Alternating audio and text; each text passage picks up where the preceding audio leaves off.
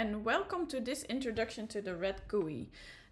In this tutorial we will start by explaining what the Rat GUI looks like and what the most important parts are, and then we will also go into making a custom coil with some nice groups and rotations. We do a calculations and we might even add a material to the coil. So here, this is the Rat GUI that you will see when you open it. And the three main parts are the following. You have the model browser where you find the model tree and the calculation tree. This is the model browser. You have the node editor, in this case it's on the right. And we have the viewport. And in the viewport you can do whatever you want to visualize your model. In this case, all the things in the coil are given here now in green as soon as I select them, and everything in the calculation tree is now green because I select the calculation tree. So there you also see the indications of the planes or the lines or the volumes that you are using to do calculations on and with. So that's the model browser. In the node editor you can do all the things to customize your model. So for instance, if we go into coil here, in this case, we can give it a different name. And as soon as we do that, you see the name changes also in the model browser. But we can also change the dimensions. Now each of the coils here is 50 millimeter. And if we then also increase the radius of the toroid a bit, we have now a slightly larger toroid. Now, let's go and try to make our own model. So we go to the home menu and we select new model. This is also the location where you save your model, or you open a model that you have previously saved, or you even exit the application. Let's start from scratch. When making your own model, you go to the model browser and you see the most important information of the Rat GUI is given right below. Left click to select, right click to edit. So if I want to edit my model, I right click on the model tree and I, for instance, select add coil. We have many standard shapes like a solenoid or a racetrack or even a cloverleaf coil, but anything that you see here, the coil, the mesh, the HB mesh, which is for iron, or permanent magnets, can also be created with the custom object. And that's what we'll be doing today, because that will explain you a little bit of how coils are made in Rat. A custom object, whether it be a coil or a mesh or any other custom object in Rat, is always made with a path and a cross section. And you see at the moment it's yellow because it's asking for a path still. And let's add it straight away. So I right click on the custom coil, I go to set path, and let's go for a rectangular path. Now the rectangle is there, but it's still not happy because now we're still missing the input cross section. And as soon as we select that, you will see that we will have a model. So again, also for the path and the rectangle, we have many standard shapes. In this case, I'm gonna go for a rectangle because many coil packs of coils are rectangular. And voila, we have our first tiny little rectangular coil in Rat. Now let's make sure there's current flowing. So then I go to the main object. So this is a tree structure. So this is the parent object of the coil. And then its children are two rectangles. I will shortly come back to that, but let's make sure that there is a bit of current in here. So I select the coil, I go to the node editor, and under the section current, I will put my current, in this case, let's do 2500 amps. Now you see both the path and the cross section are named rectangle at the moment. In the model browser, you can see what the difference is by looking at these symbols here in this line where my mouse is below. The cross section has a square with a cross in it for cross section, and the rectangular path has a star shape symbol. Let's make sure that it's a bit clearer.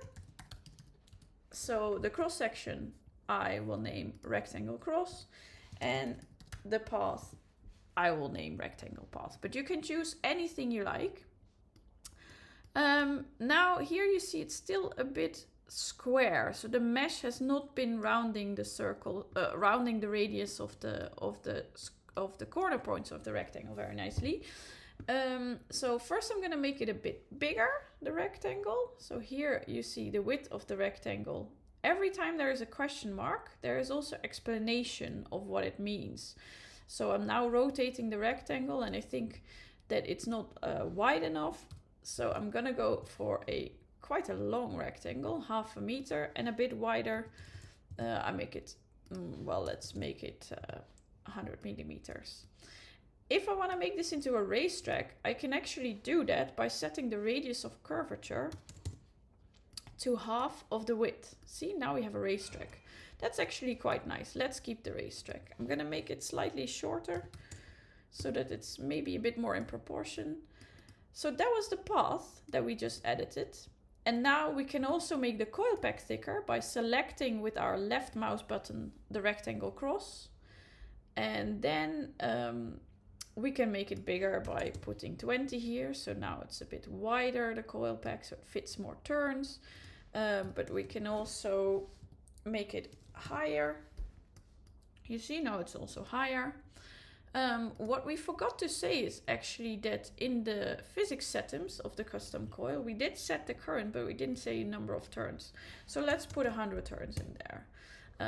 So that, or maybe even 250, why not? So in that case, when we later on want to calculate the magnetic field, it gives us a more realistic value.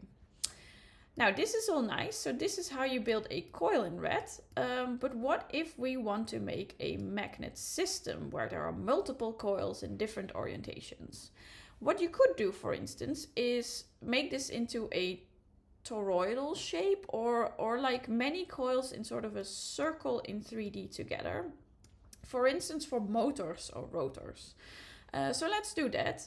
So if I right click custom coil and I go to create group, you can make it into just a group or and then the group all have the same group settings. Or we can, for instance, make it into an angular array or a mirror, a normal array, or even a clip. Let's do angular array. This would, for instance, result in a toroid.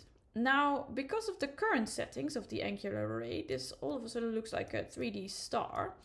So the first thing we need to do, I think, is increase the radius. Now, either you type here your radius, or you use the plus and minus button to increase the radius. That's up to you. This is still not enough. All right, so with 250 millimeters, we have a non-overlapping toroid of racetracks. But actually, I didn't want them in this toroid configuration. I would more like them to be on a 3D circle so that I can make a motor out of it, for instance. So in that case, I want to rotate this coil in such a way that it's not in the, let's say if I look here, that it's not in the YZ plane, but in the, you see here is the 3D axis system, but maybe in the ZX plane. So then in that case, I click on my coil and I do add transformation rotation. Now I would like to rotate my coil by 90 degrees and you see now there's already a different type of toroid appearing. So let's go back quickly. So we had it in this star shape, and if I rotate it by 90 degrees, it's now in a different type of toroid. But I want to rotate these in a different plane. So you have the origin of rotation, which is the origin of the coil, because the coil is the one that we rotate on. That I'm not going to change because I'm happy to rotate it around its origin, but I don't want to rotate it in the direction of around Z. I want to rotate it around Y. No, maybe not even. No, that's also not the one I want. This is the one I want, but I want to, okay, let's do it differently. Yeah, so I want to rotate it like this. I'm gonna increase my radius a bit so that again they're not overlapping. But I also want to, change this orientation so that it's like this. So along the Z direction and not along, in this case, the X direction. So what I could do is change this to go from 100 to 350. And there you go. That's also a way to rotate it. But I can also manipulate the rotation vector more, or I can even play with the settings of the angular array. Look, this is the base orientation, and that's quite interesting. Watch what happens when I change the azimuthal base orientation to Y. Then we go back to what we previously had, you see? Or if I go and rotate it like this. So this is also a way to play with the orientation of the toroid, of the coils in the toroid. So the base orientation basically means how is this one oriented in space when it's not in a toroid. You can see that if you right click on custom coil in the model tree and set focus. In that case, you only see the first coil, and now we have a base orientation in the YZ plane. And if I go to the angular array, sorry, then I have to unset focus, then it's in XZ, but that's also because we did an extra rotation. So if I do now delete this rotation, then let's play around with this one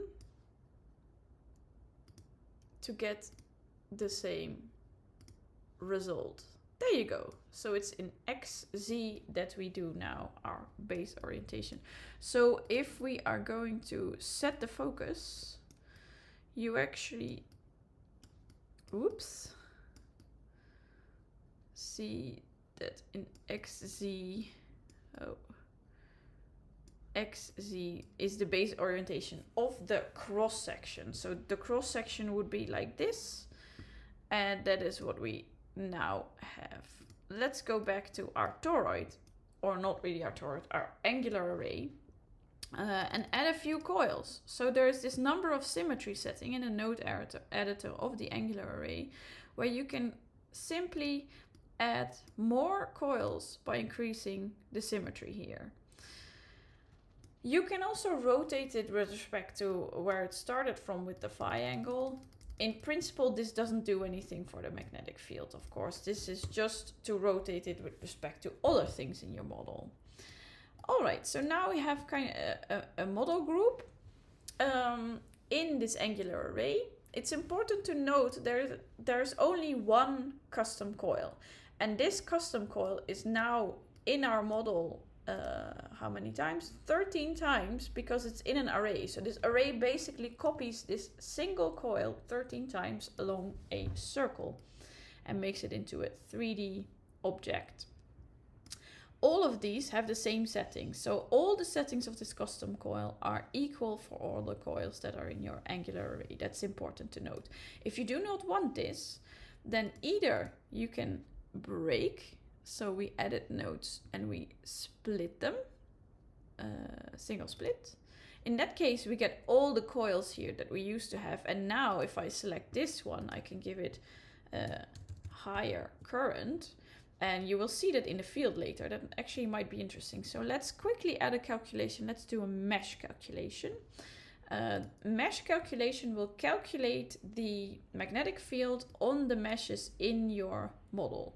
So in this case, it will show in 3 dimensions the magnetic field on each of the coils. Now, once it's running, it shows up here in the processor. And with the show log, you can actually see how far it is. But it's just finished while I was talking. So let me quickly drag this object. So you saw it pop up. I click on it with my mouse on the header bar and I drag it onto the center square in the blue squares that pop up, and then I have it in the middle of my viewport. And as expected, because this one has much higher current, this one has much higher field. Actually, it's ridiculous because I didn't take into account like useful values. I just put 5,000 amps. But you see the field here is very high, and all the other coils have a field of around 8 Tesla. Okay, so that was quickly adding a calculation. Let's go back to our original one. So now we have all these coils separately, but actually it was much easier to have a single one. So in that case, we do Control Z. So that's what I click right now. So first the mesh calculation is removed here because that was the last thing I did. Then the current of this one coil is reset. And now we're back to an angular array. So now all of them have the same current again. And if I then, so that was 3 times Control Z that I did. So you can do that on your keyboard, excuse me. So now if I right click calculation tree, add calculation mesh, and I click calculate, which appears in the node editor, I go to my processes, there as well my calculations are running. I right click the mesh, so one more time, right click, menu shows log, and then here I can see how far it is. So this shows you the output of the console of the calculation. It's all kinds of information about the multi-level multipole method, for instance. So you can see if it's still going, but as you see, it popped up over here. And now all of them more or less have the same, since it's symmetric, all of them look similar. So the magnetic field on these coils is now the same for all of them because it's completely symmetric. And it's somewhere between 8 and 13 Tesla. Actually, if we want to know the maximum field here, we have all these options to inspect your calculation. So this is the post-processor window. It popped up like this. I just attached it to the viewport so that you see it nice and clear. This post-processor viewport works in exactly the same as the viewport that we just had initially. And when we go to the settings, we can, for instance, change the color map for your analysis. But in Analyze, there is also, in this case, in this post-processor, a peak value button. And if we click that, we get another little post-processor. And if we make it bigger, you see that the peak value is Vmax. Value max is about 13.25 Tesla for the imaginary coil that we just made. So that's what you see over here. Now, there's all kinds of interesting other stuff in these post-processors. So now, for instance, there's a clipping feature in this one where you can then go and inspect the inside of your coil. This doesn't affect your model. This is just for visualization. So you can clip it also in a different way, in X, Y, Z, all that kind of things. This is just for inspection. And in settings, you can even plot different physical properties. The only thing is, in order to know something about the critical current fraction or the engineering current density, you need to know what the material properties of your coils were. So let's quickly go back one last time. So these coils now don't have any material properties. Luckily, we can add those to Rat by again right-clicking on the custom coil, which is the object that is copied 13 times in the angular array. And then there's this menu item called Add Material. And you see that there's a material database popping up. Let's add LTS wire to the material properties. In this case, there is an LHC fit inside Rat. And now in the node editor, you see that also the material has properties that are visualized here. So you can inspect them by hovering over the graph with your mouse and values there. And if you want, and you don't like this fit that is given, you can even change it in the node editor as well. But for our purposes, it may not be recommended to do so. Now, since we have material properties, we can then look in the mesh calculation. So I select this one more time and I calculate. In the mesh calculation, we will now have the possibility to visualize, for instance, the thermal margin, because a superconductor, the amount of superconductivity basically is depending on the temperature, of course, and the magnetic field and the current. And so the amount of thermal margin left with this configuration, so with this current and the magnetic field that was calculated in Rat, we get the following thermal margin. It's actually quite bad. It's below 0, and that is because of our current probably. So let's see if we can make it a bit more realistic. So let's make sure that there's not infinite amount of magnetic field by reducing the turns. So I clicked on custom coil, reduced the current to 1000 and the number of turns to 100. Started another mesh calculation. Let's see how it's going. So I open the log and it's now at the multi-level multipole. There you go. It took about 13 seconds on my Mac. Hold on. I pop this in the middle again. And now let's look if our thermal margin has improved. Yes, now we're actually with a thermal margin that is above 0, so that's good. We didn't quench our coil yet. Now, there's all kinds of physical properties available for plotting. Most of them are only available in, so magnetic field and all that kind of thing is always available because it doesn't depend on material properties, but things like electric field, power density, temperature margin, load line, those all depend on material properties. So in that case, you must have material properties, otherwise it will all be 0. In addition, there is a thing called force density.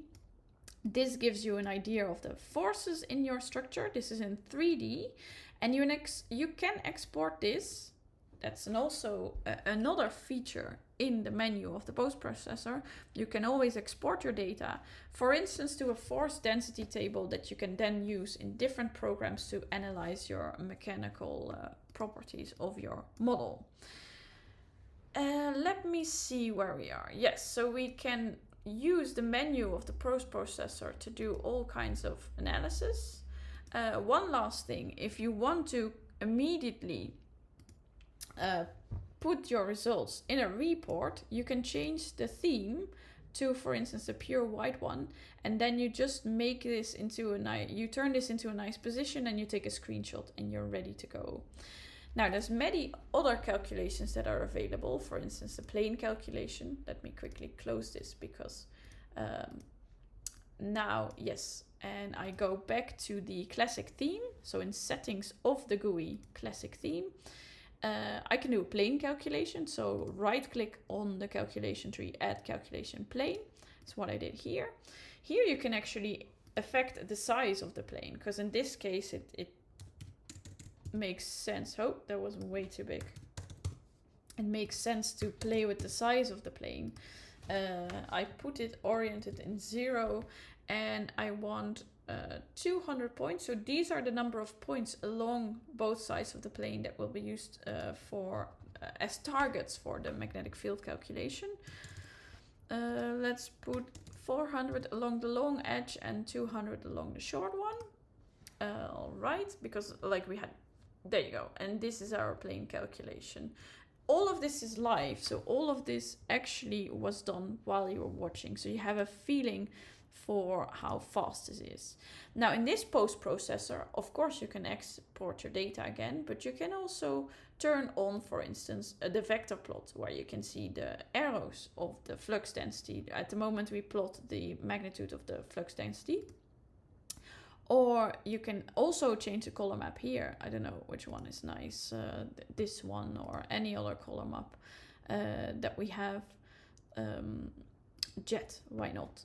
Or you can add like more isosurfaces to your contour plots. You see, then you get a lot of isosurfaces. In that case, if I turn off the heat map, this might be nice for your report as well. Now, in order to make this nicer for a screenshot, let me quickly try and see. So now I made this more into a rectangular shape. If I double click on the axis, it zooms on the axis basically, such that everything is there. So we now this would be nice for your report. If I now make a pure white plot, and then if you screenshot this, you would have a nice picture for your report already.